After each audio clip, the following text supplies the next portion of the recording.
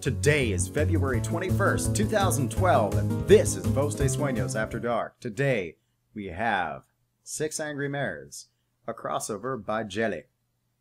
This crossover was based on the 1957 film 12 Angry Men, which was in turn based on the 1954 teleplay 12 Angry Men by Reginald Rose. Before we begin, I thought I should mention in what order people are. Ponies. Juror number 1 is Rarity, because they never actually refer to the names until the very end. Juror number 2 is Rainbow Dash. Juror number 3 is everyone's favorite party pony. Juror number 4 is Applejack. Juror number 5 is our very own Twilight Sparkle. And juror number 6 is Fluttershy. The bailiff at the very beginning is Spike. Without further ado, let's get to Act 1.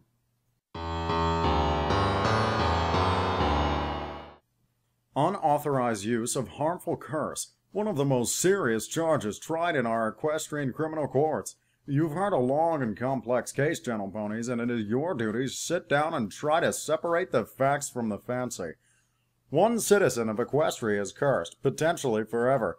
The future of another citizen is at stake. If there is a reasonable doubt in your minds as to the guilt of the accused, then you must find her not guilty. If, however, there is reasonable doubt, then she must be found guilty. As you know, if she is found guilty, there will be no chance for leniency by dual order of Princess Celestia and Princess Luna. She will be banished from Equestria forever. Whichever way you decide, the verdict must be unanimous. I urge you to deliberate honestly and thoughtfully. You are faced with a grave responsibility. Thank you. The judge waved a hoof at the 7th and 8th ponies at the end of the jury. The alternates may now be excused. Thank you for your time. The alternates glanced at each other before one grabbed his walking stick and started heading out of the courtroom door. The other followed. A small purple dragon with green spikes stood up in front of the jury box, visibly uncomfortable in his uniform.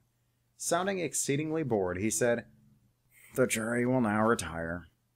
Almost hesitantly, 6 mares began to rise. They filed out of the jury box, only one of them making eye contact with the defendant one last time. The zebra at the defense table stared straight back, eyes unwavering.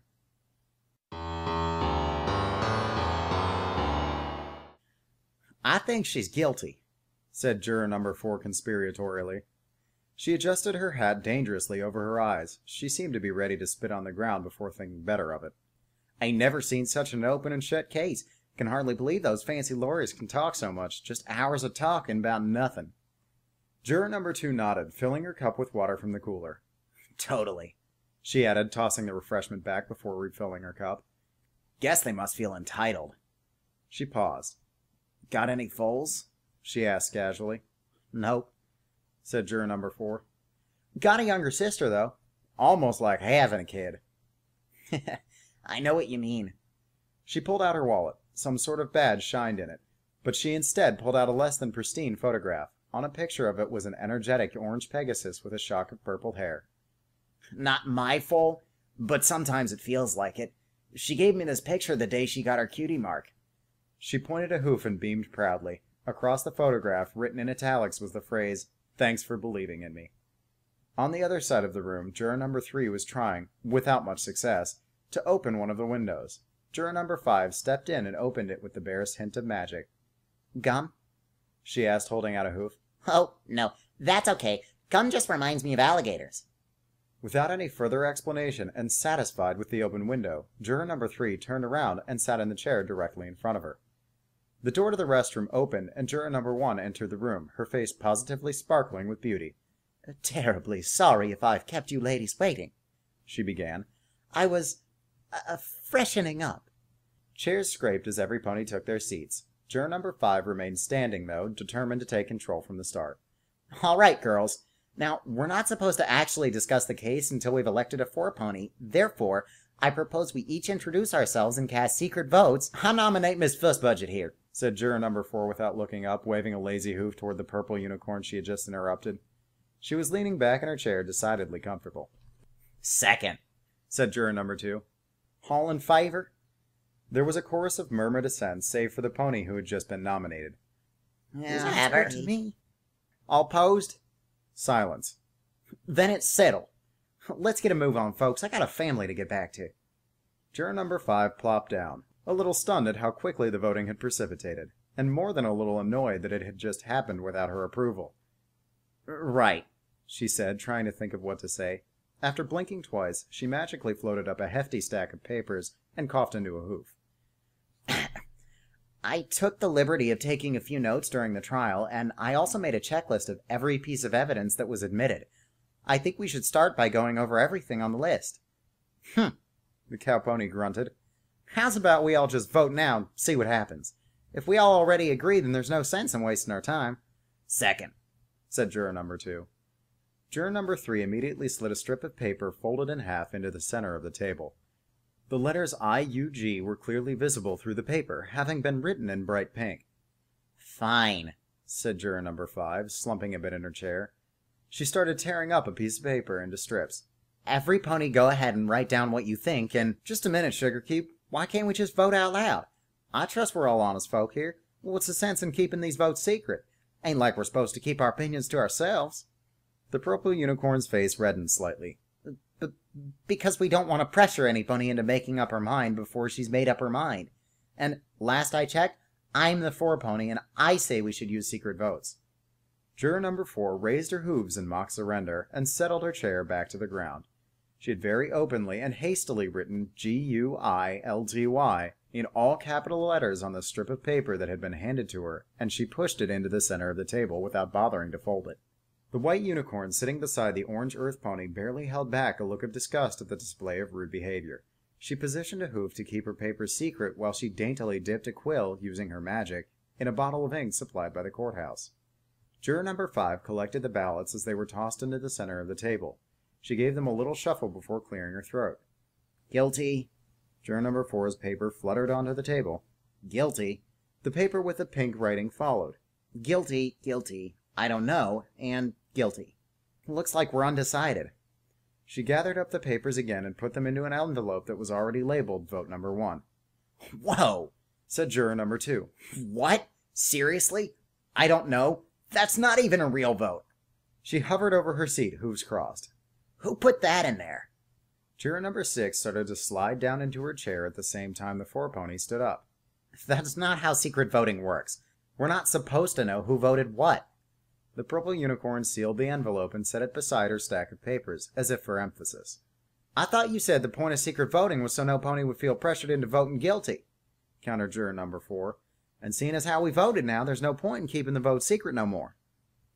Juror number 2 settled back down into her seat as juror number 5 was still blustering for a response.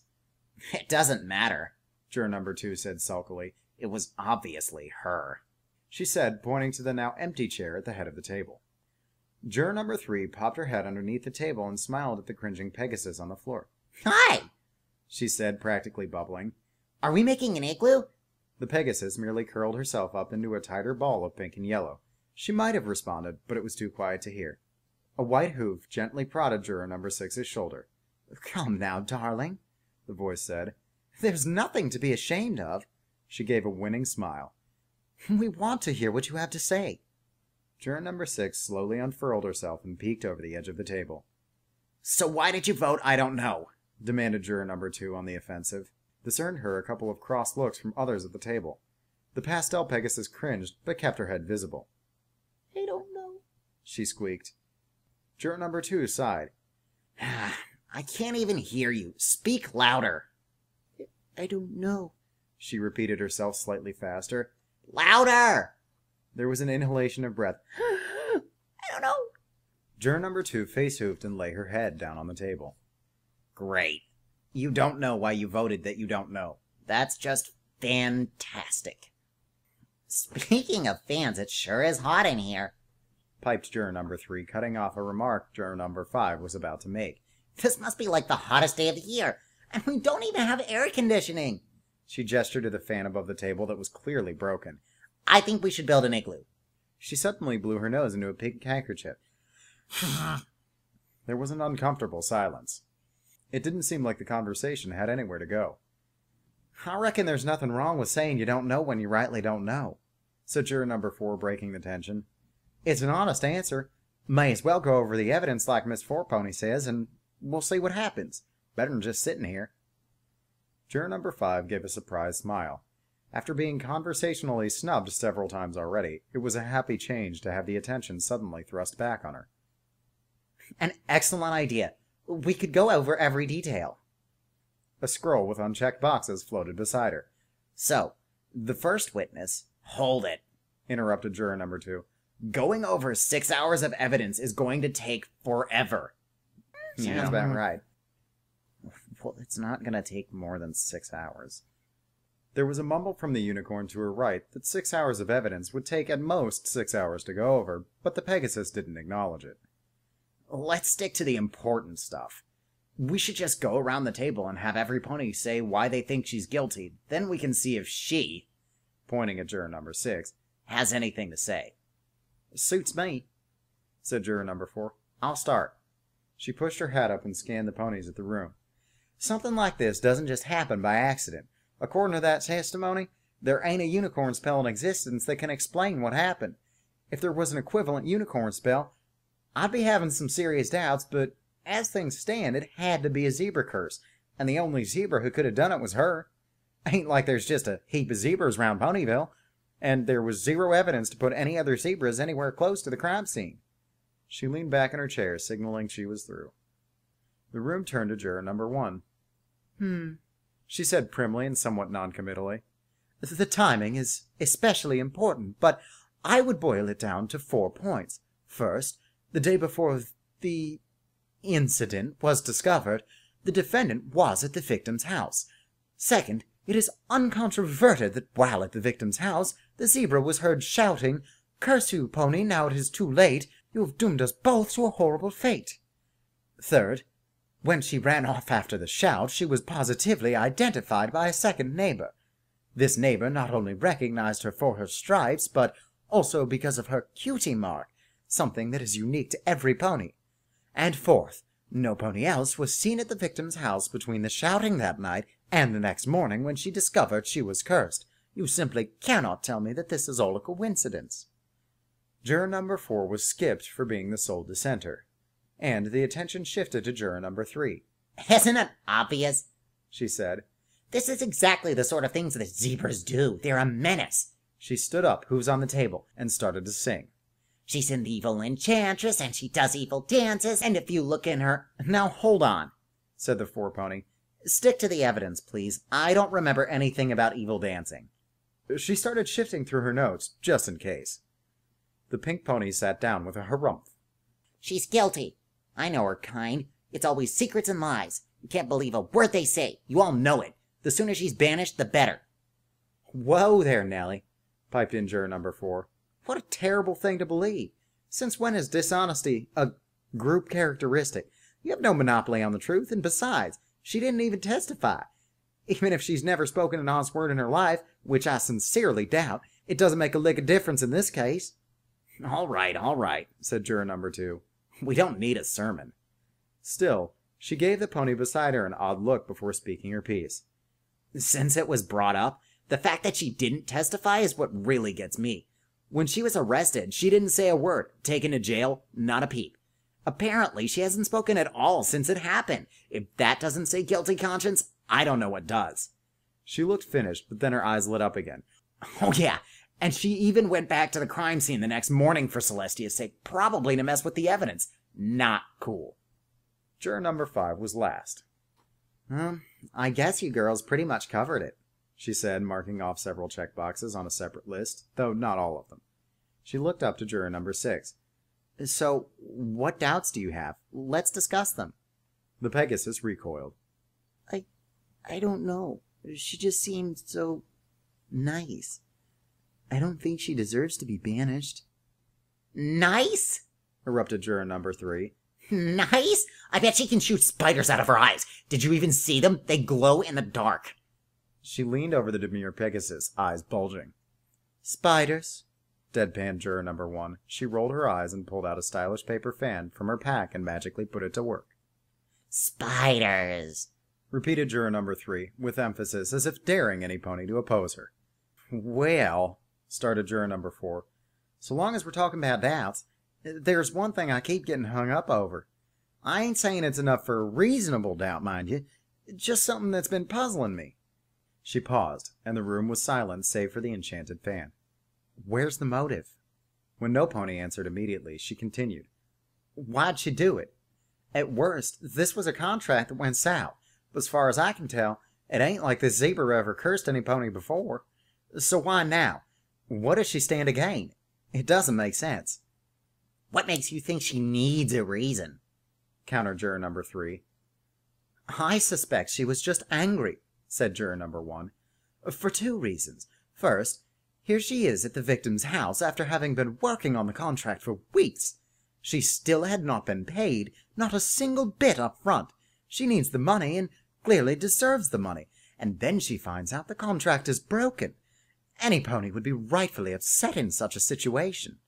Second, not only can we deduce that she was angry based merely on the factual circumstances, but she was heard shouting, not talking, about cursing the victim.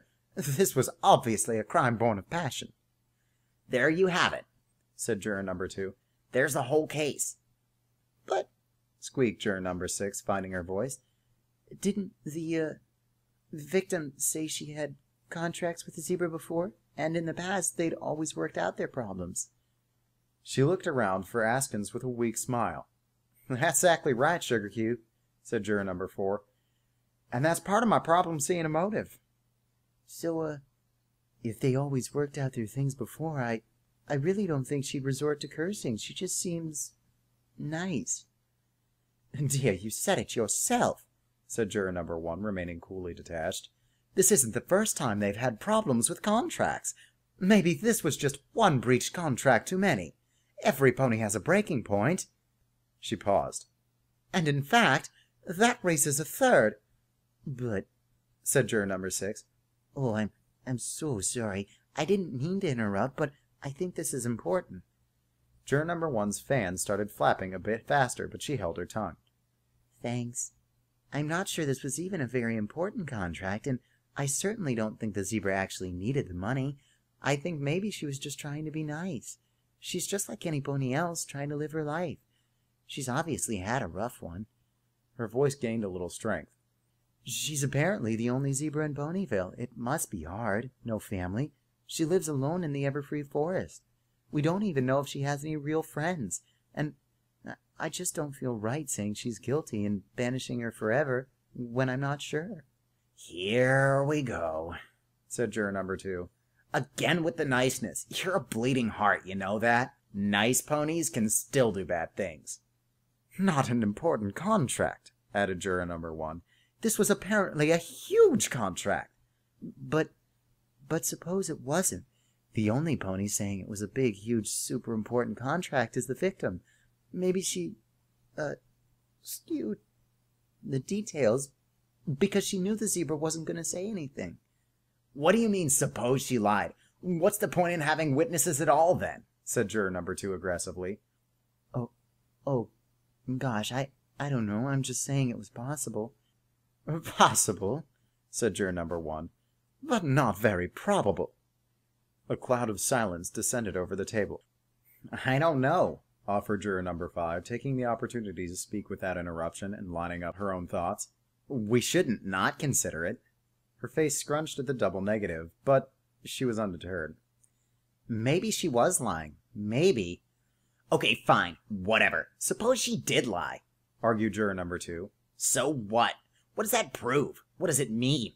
She gave a small sneer. Maybe she lied about the contract. Maybe everything she said was a lie. Well, maybe it was, shouted juror number 5, slightly losing her temper. Right. Maybe it was. And even if it was, that doesn't change the fact that the zebra cursed her. We don't even have to take her word for it. There are 2 witnesses to corroborate it. They don't even have stakes in the trial. They have no reason to lie. I mean, what the hey? One explicitly heard the zebra cursing her, and the other identified her as she ran out of the house. You can't dispute that. She raised her hooves in frustration. It's so obvious. If, said juror number 5, if the victim was lying about the importance of the contract, then isn't it at least slightly more likely that the zebra didn't really curse her? Right now, we're not talking about the other witnesses. No, said juror number 2, steadfast. No, I don't think it is.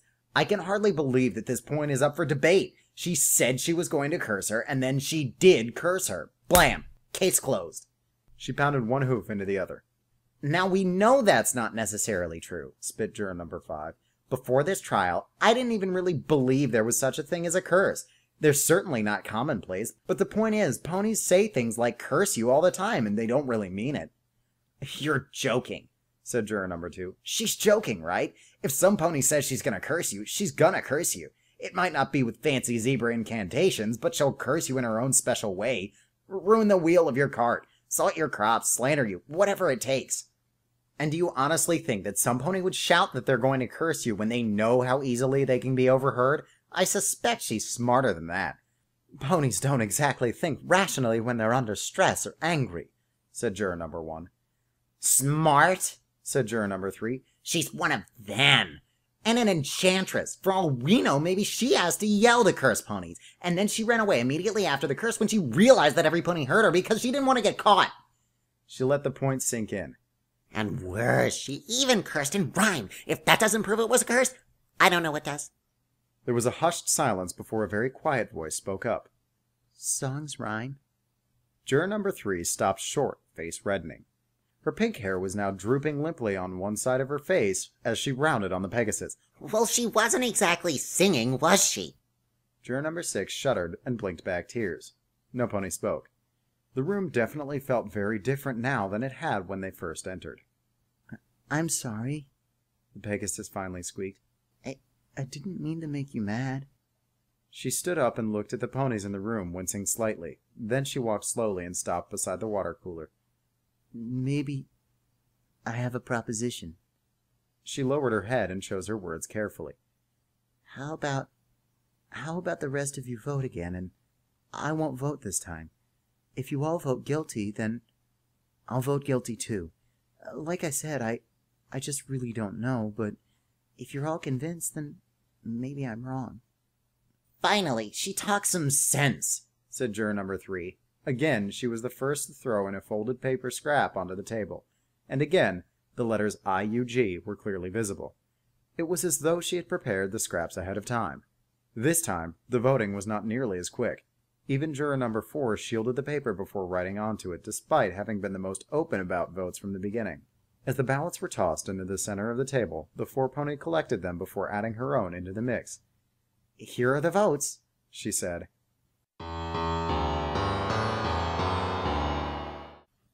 Act 2.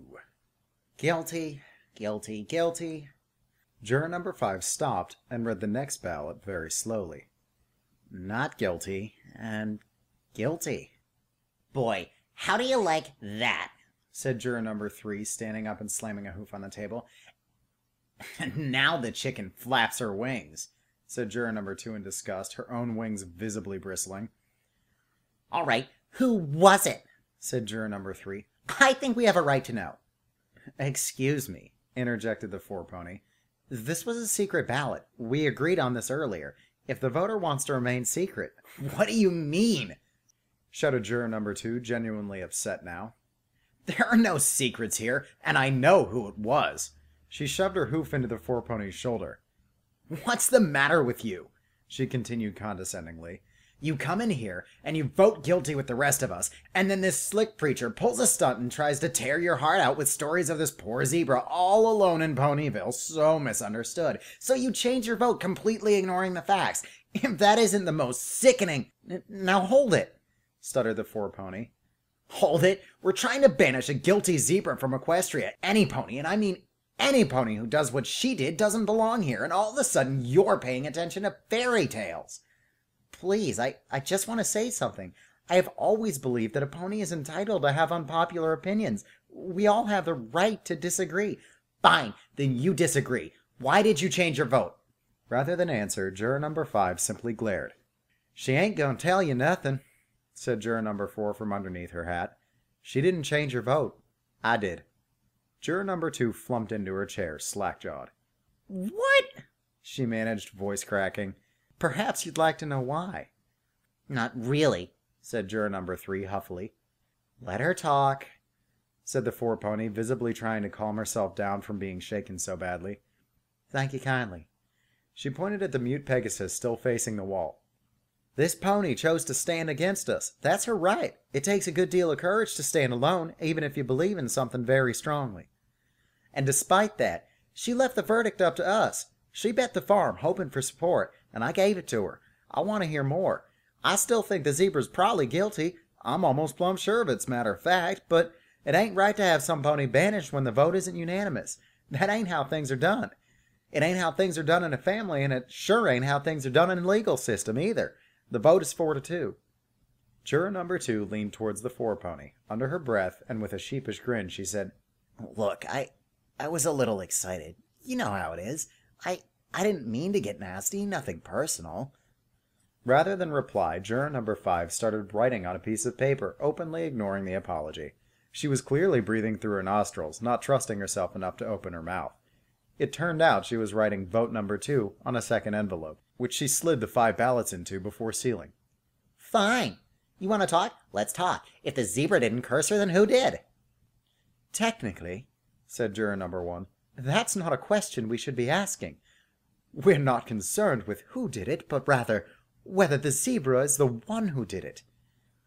Well, who else could have done it? Asked juror number 2. I don't mean to be rude, but if we can agree that no pony else could have done it, then it logically must have been her. Started juror number 5, her eyes widening, and she thought to herself before speaking. What if the victim cursed herself? Hey, Really? ridiculous. Our Overall overall idea is is preposterous. Girls! And then I said oatmeal. Are you crazy? Girls, repeated the four-pony, slightly quieter but clearly excited. Please, just listen. I know it might sound a bit crazy, but the victim was a unicorn, and we know she was really angry, especially with the zebra. Juror number 1 looked like she was about to say something, but the four-pony raised a hoof. And we all know ponies don't exactly think rationally when they're angry. Juror number 1 snapped her mouth shut after having her own words used against her. Now, she continued, I've lived in Canterlot most of my life. I went to magic kindergarten there. I didn't really think about it before. I guess that's something I'd rather forget. But I do know that spells don't always work the way you want them to, especially when you're angry. Or, startled by something. And what do you know about it? Said juror number 2. You said it yourself. Maybe unicorns in kindergarten have problems. Hey, us Pegasi have trouble flying when we first start out at flying school, too. But it's not like you forget how to do it once you've learned it. I didn't say unicorns only have problems when we're in kindergarten, the four-pony retorted. I speak from experience. She pointed to her left flank. My cutie mark actually symbolizes magic. My special talent is quite literally magic. And yet, sometimes, even my spells don't work the way they're supposed to. And sometimes, added juror number 6, I can't even get myself to fly when I'm scared. Ugh, said juror number 2. She started massaging her temple. This is stupid. We're not getting anywhere. So what if the two of you have problems? That doesn't mean the victim has ever had any problems. Don't mean she didn't, said juror number 4 reasonably. No pony asked. Maybe some pony should have. Well, no pony did. And besides, what does it matter? Why would she curse herself? She might not have done it on purpose, said the four-pony. Accidents happen, don't they? Why wouldn't she just say it was an accident then? You're spitting theories. The Zebra's counsel didn't even make these sort of arguments. What are you, her lawyer? She squinted. Whose side are you on? I don't believe I have to be a lawyer for one side or the other, said juror number 5. I'm just asking questions. There was a short span where no pony talked. I don't know, said juror number 4, again first to break the silence. She might have cursed herself on purpose. And why would she do that? Why would she lie? What does she have to gain? Asked juror number 3. It might be that she just wanted a little bit of attention, said juror number 6. Attention? Seriously, attention? Juror number 2 flew up to the ceiling, commanding the room's attention. That's it. You keep coming up with these bright little sayings. Why don't you send one into Equestria Daily? Maybe they'll publish it for you. The cowpony suddenly jumped to her feet, and in a flash, there was a lasso around juror 2's neck. She yanked, and the Pegasus was sprawled on the table. There were several shouts, but one voice was clearly distinct over the others. You take that back! Juror number 4 growled. You take that back right now. You ought to have more respect. You say stuff like that to her again, she threatened, and I'm going to leg you out. With a quick flick of her hoof, the lasso was back in her possession. She started twirling the rope back into a circle, and she hung it on her flank before sitting down again. Juror number 2 glared from her fallen position. She scooted herself off the table as nonchalantly as possible. Brushing invisible dust from her shoulder, she settled herself into her chair, but said not a word. Her wings were slightly erect from barely contained anger. Now go on, Sugar Cube, said juror number 4. You were saying? Juror number 6 cringed in her chair. Nothing, she managed. The cow pony sighed. Look, I didn't mean to scare you, but I reckon you have a point. Ponies do things for attention all the time, even when they don't realize they're doing it. What do you mean, darling? Asked juror number 1. I always know when I want attention. Juror number 4 sighed again, this time more deeply. Let me put it this way. No, actually, let me tell you a story. When I was younger, well, hey, I still do. Let me start over. She took a moment to collect her thoughts. I grew up on an apple farm.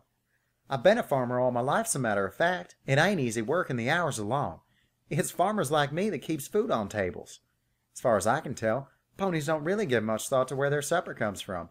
They don't rightly understand the work that goes into turning a tiny seed into a meal, and most probably never will. I know what it's like to be plumb ignored. Most every day during the selling season, y'all can find me hawking apples in my old cart near Sugar Cube Corner.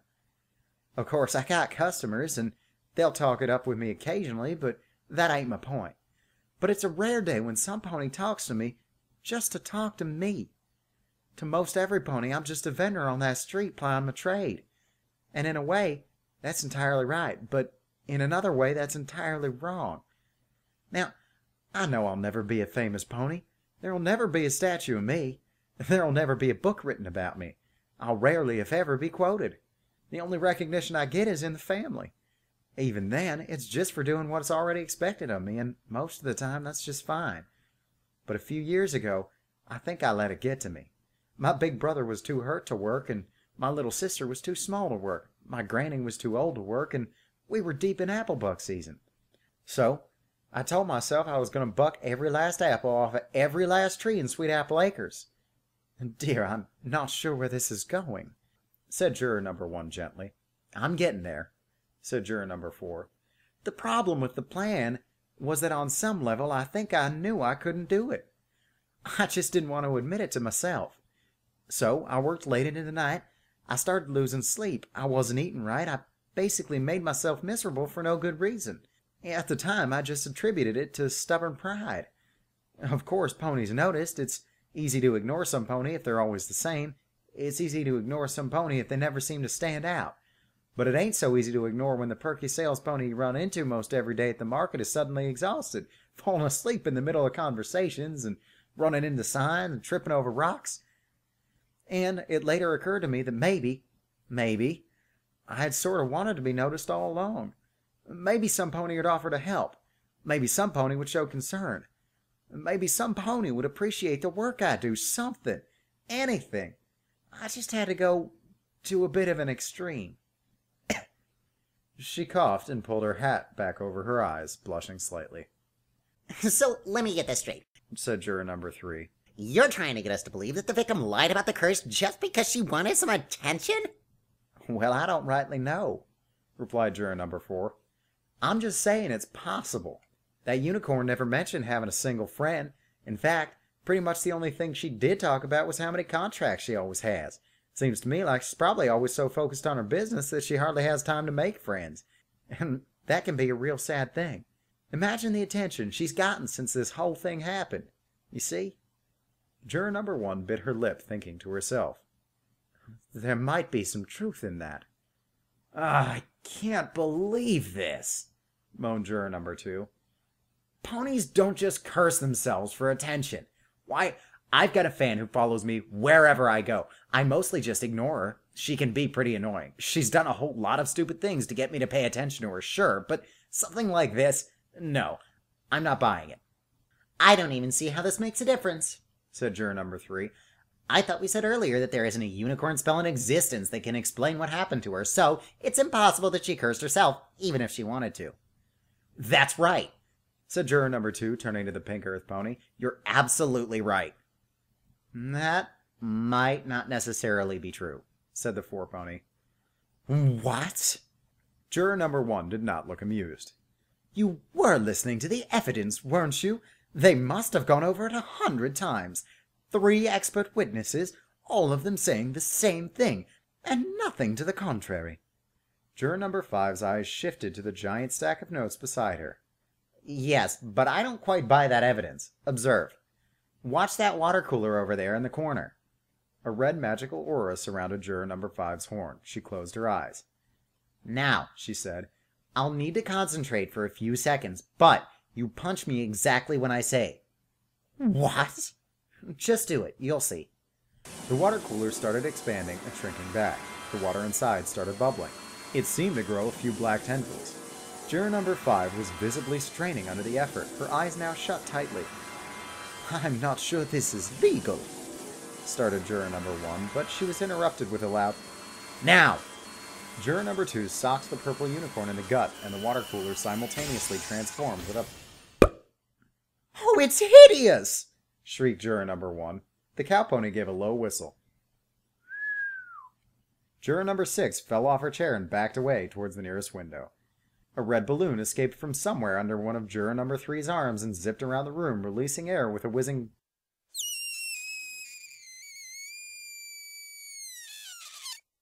and then it died on the table. Ow! said juror number 5, clutching her stomach feebly. You didn't have to punch that hard? Sorry, I didn't know how hard you wanted it.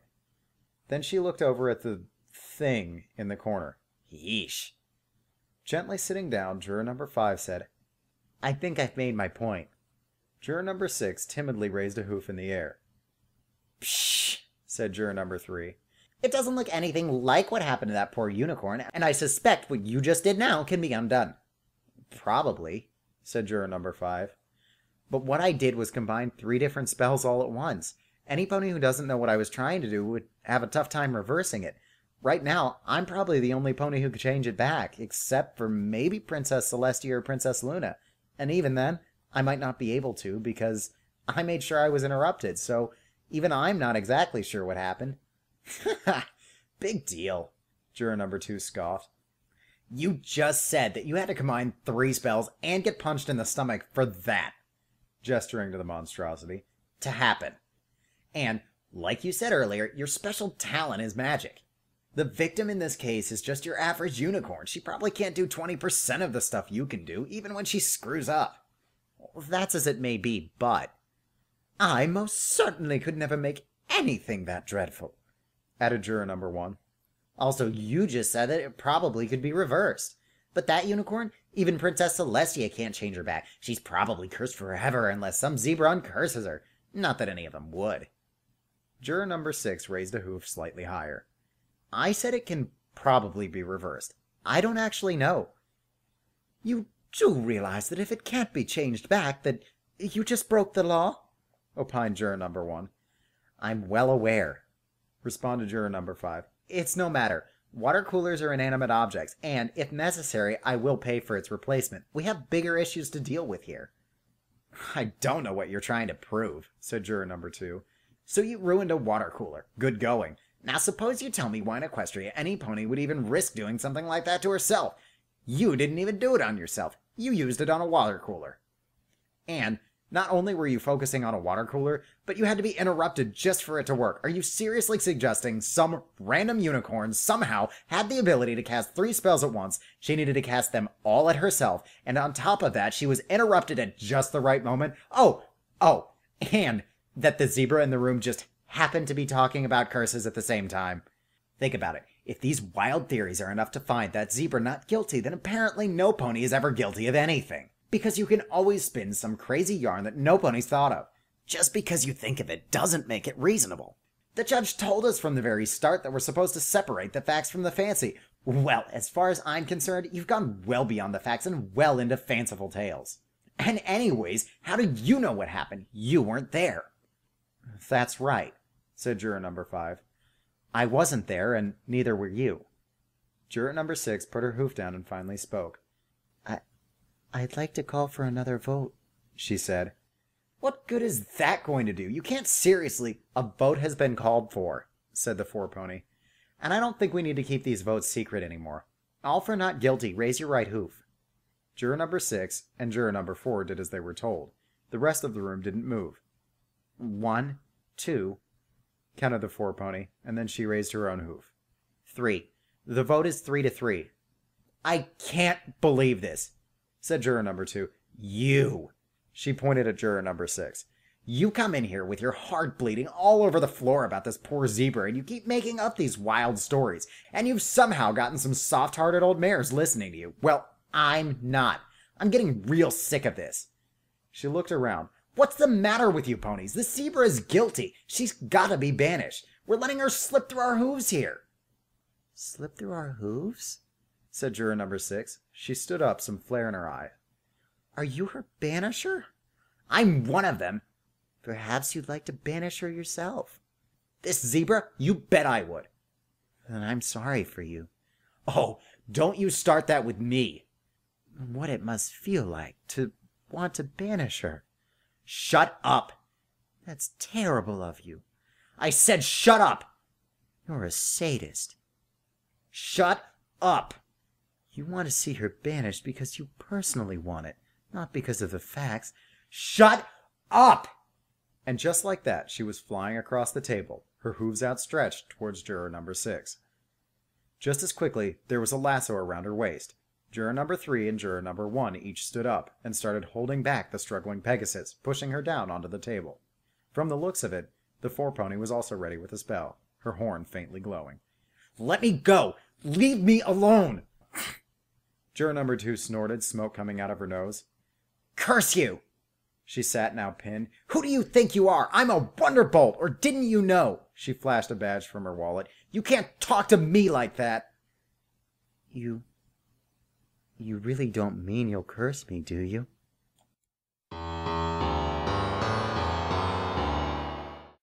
Act 3.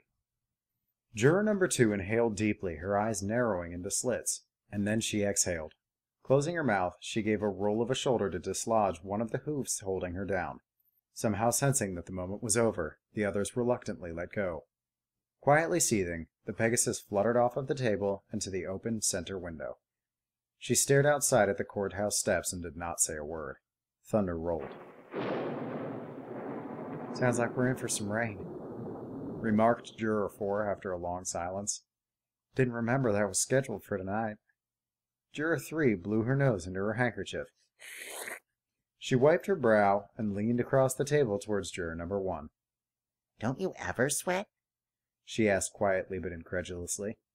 No, I don't. Juror number 1 turned up her nose ever so slightly, and her enchanted fan angled with her. Magic. Said juror number 5 after another awkward silence. If no pony has any suggestions, there are a few points we haven't really touched on. Juror number 3 groaned. What's the use? We're not getting anywhere. I'm not going to change my vote. There's no way we're all going to agree. She looked up slightly towards the ceiling. Let's just declare ourselves a hung jury. Let that zebra take her chances with some other jury. This party is over. Said juror number 1. I honestly don't see how all 3 of you could possibly vote for acquittal. You've brought up some interesting points, I'll admit, but nothing that has lodged any reasonable doubts in my mind. Let's look at the facts. First, the zebra was overheard shouting, "Curse you," at the victim the night before the victim was discovered cursed. But, yes, I know what you're going to say.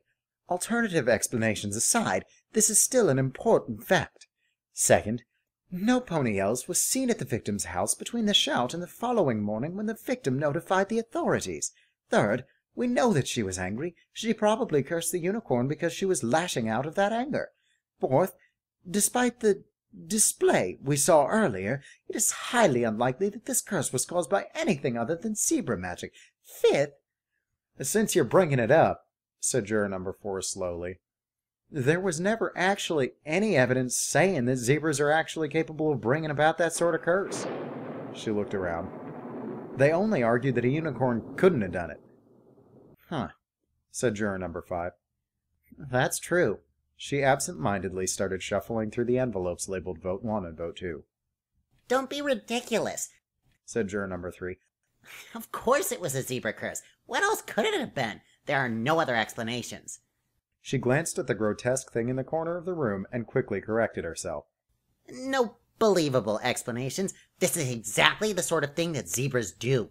And this isn't even your ordinary zebra. She lives in the Everfree Forest. The Everfree Forest.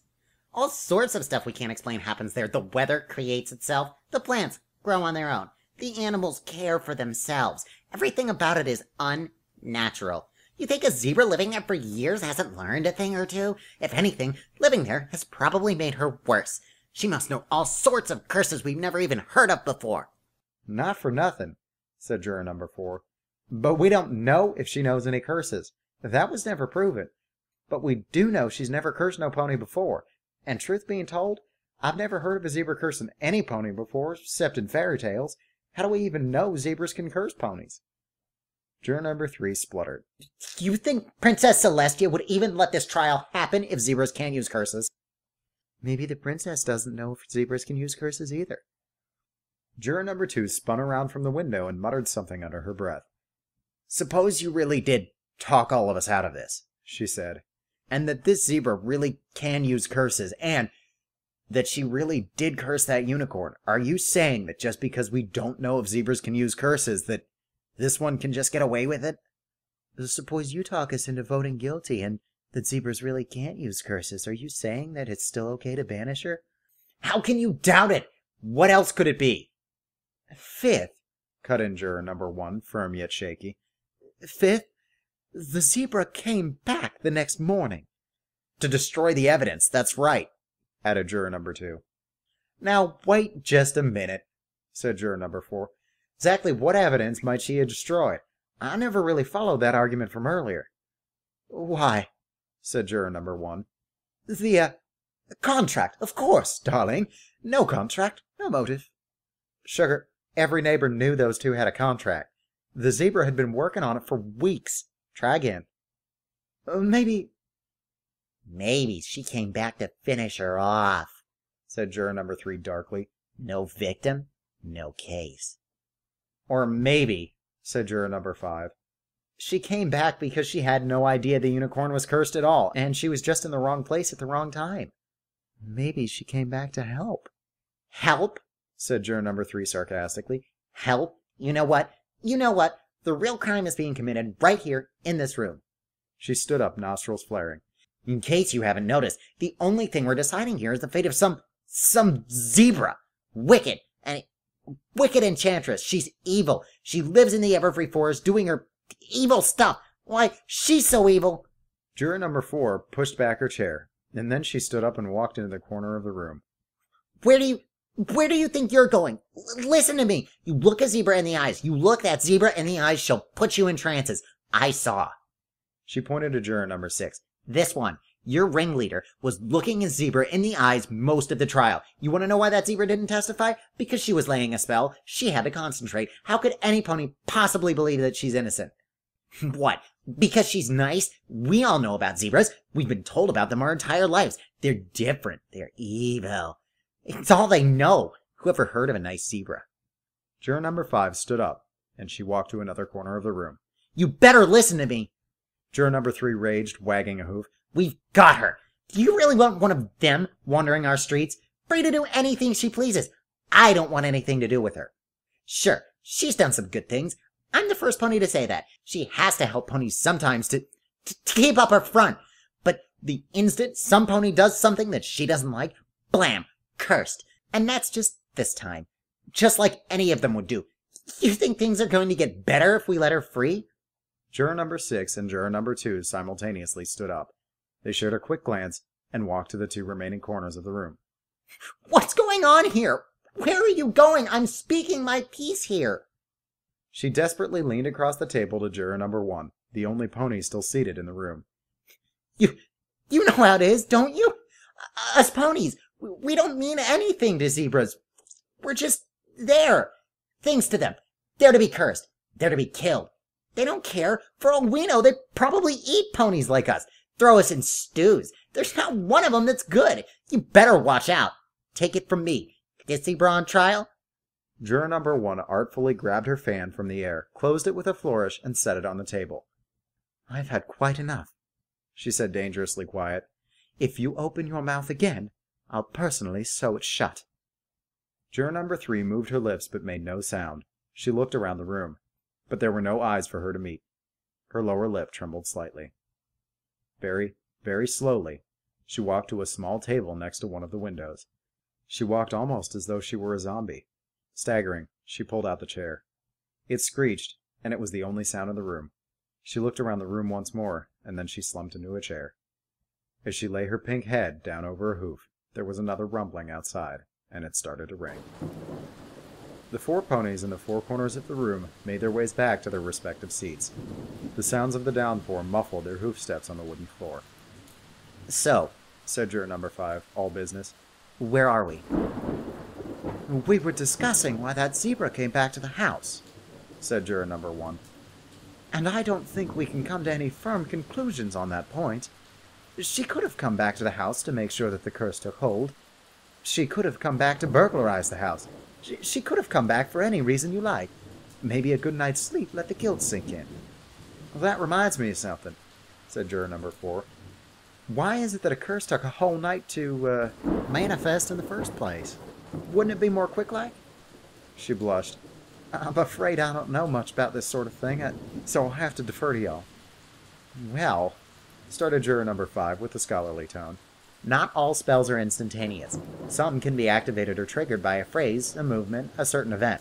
But, now that you've brought it up, that actually is a bit odd. She put her hoof to her chin. In fact, that's quite odd. If she laid the curse at the exact same time she was shouting, you would think the effect would have been immediate. I wish I had some of my books with me. She was probably just thinking ahead, said juror number 1, somewhat dismissively. By delaying the effects of the curse, it makes it much harder to pin on her, naturally. Juror number 4 scrunched up her face, thinking hard. I'm not sure that fits with your theory. If she was really as angry as you've been trying to get us to believe, angry enough to yell and alert the neighborhood, and angry enough to resort to something as drastic as a curse when she's never cursed any pony before, well, then what are the chances that she'd be able to think up and delay a curse like that? Doesn't add up. Juror number 1's head bobbed back reflexively, considering the point. But then, I'm not quite sure how this makes sense. Might be it doesn't make sense because she didn't do it, suggested juror number 4. If she was really that angry, the curse would have happened immediately. If she was cool and calculating, she wouldn't have yelled. Either way, doesn't make sense. Okay, but I wonder why she said the victim had doomed them both, said juror number 5. If she really cursed her, then that part doesn't really make sense. Maybe something bad happened to both of them. You mean like they both touched something and it was cursed, and it doomed both of them in a different way? Postulated juror number 5. I really wish I had some of my books. I can hardly remember anything about enchantments, and I certainly haven't read much about evil enchantments. But if there was some weird curse thing that cursed both the victim and the zebra, then that might actually explain why the zebra never said anything and didn't testify. Maybe she can. It's like the ultimate joke, being the only one who knows about something, yet being unable to do anything about it. What do you think? Asked juror number 6 to the white unicorn. I'm not sure what to think. What does it matter if the curse was delayed? Who knows what the zebra was thinking? Said juror number 2. Just because she was mad doesn't mean she isn't smart. We don't know. And why are we suddenly talking about cursed objects? How can any pony know anything of this? Juror number 4 smirked. I think that's the point. So, do you still not have a reasonable doubt? Asked juror number 6 to the white unicorn gently.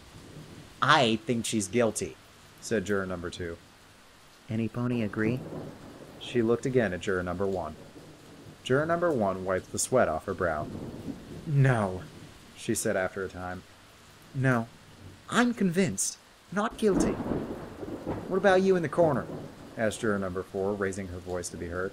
Setting aside your personal feelings on zebras, do you honestly think she's guilty? The Earth Pony sniffled, her head still on the table, and she shook her head no. Then the vote is 5-1 in favor of acquittal, said juror number 5. I guess that means you're alone, said juror number 6. I don't care whether I'm alone or not, retorted number 2. I have a right. You have a right, yes. All eyes were on juror number 2. Well, I told you. I think she's guilty. What else do you want? Why do you think she's guilty? I gave you my arguments. I've been arguing the whole time. We're not convinced. Go over them again. We have time. Juror number 2 curled her lips slightly and looked at juror number 1. Listen, what's the matter with you? You're the one who's been leading the charge. You made all the arguments. You can't turn now. That zebra's gotta be banished. I'm sorry, said juror number 1. There's a reasonable doubt in my mind now. No Pony spoke. Well, you're not going to intimidate me. I'm entitled to my opinion. It's going to be a hung jury. That's the end of it. After a silence, juror number 4 said quietly, It takes a good deal of courage to stand alone, even if you believe in something very strongly. At that, juror number 2 snapped. She was up in the air instantaneously. I don't get it. I just don't get it. How can any of you possibly think she's not guilty? Her wings flapped angrily. Everything points to her being guilty. I mean, we were all in the same courtroom. We all heard the same evidence. Everything in the case just piles up against her. She picked up juror number 5's hefty stack of notes, eliciting a small gasp from the purple unicorn. Pages of guilt. Literally, pages. This is like a book of guilt. Every single thing says she's guilty. No Pony spoke. What's the matter with all of you? You've all just been bleeding your hearts out onto the floor, feeling sorry for this zebra, completely ignoring how guilty she is. She yelled that curse. What does it matter if she was angry or cunning or both? We don't know. You can't prove it. And what's all this business about whether zebras can use curses? We don't know. But No Pony proved otherwise. And how can you seriously believe that a unicorn could have done it? Just because a unicorn whose special talent has something similar, it doesn't mean that any pony from the street could. You think that mare cursed herself, or that some unexplained thing cursed her? What a tale! And the witnesses. We all know she was there. No pony else was. And what about the contract? You think she wouldn't do anything about that? What else can explain it? No Pony spoke. So what if we don't know everything? If we could just know stuff like this for sure, we wouldn't have to have trials. I don't need to explain everything just to show she's guilty. How can you possibly believe anything else? No Pony spoke. You're driving me crazy! She suddenly threw the stack of notes at a wall with all of her strength. They exploded in a cloud of white paper, pages floating all over the room, and No Pony spoke. With a huff, Juror 2 pulled out her wallet, intending to reach for her Wonderbolts badge, but in the act, a rumpled picture fell out and onto the table. She absent-mindedly picked it up. How can you believe? She started. Before she could stuff the photograph back into her wallet, she looked down, and then she stopped. The photograph had a picture of a cheerful orange Pegasus with purple hair, resplendent with a newly earned cutie mark. Written in italics on the picture was the phrase, "Thanks for believing in me." Juror number 2 looked intently at the photograph, her lower lip starting to tremble. She looked up and around the table. No Pony spoke. The rain pattered outside the window. Oh. Wailed juror number 2. She crumpled onto the table, photograph in her hooves. Beneath her breath, she said, Not guilty. Starting to cry, she repeated herself. Not guilty. Celestia, help me. Not guilty. And No Pony spoke. Silently, the group stood up except for juror number 2. The 4-pony knocked gently at the door to alert the guard that deliberations were finished.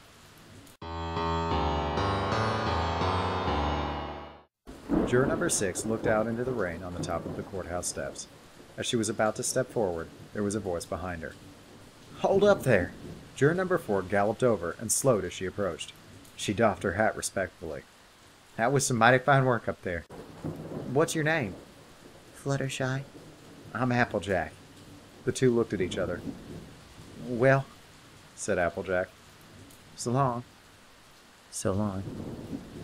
And they both stepped out into the rain.